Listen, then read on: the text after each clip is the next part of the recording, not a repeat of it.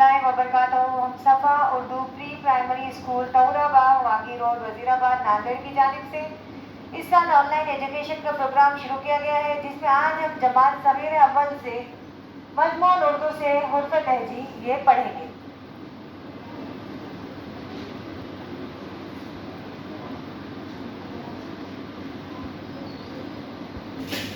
प्यारे बच्चों, हम क्या देखेंगे आज? हुर्फ तहजी। देखो उसमें क्या देखना है हमें? अलिफ। क्या है ये? अलिफ, जिसकी आवाज़ क्या निकलती? अ।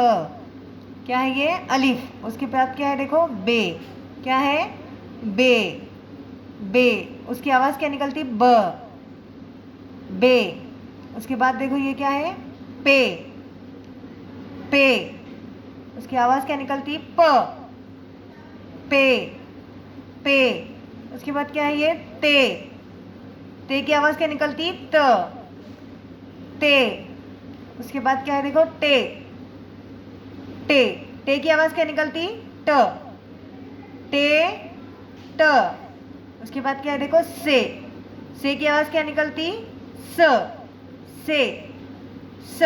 अब फिर से एक बार हम देखेंगे। अलिफ, बे, पे, ते, टे, से। अलिफ,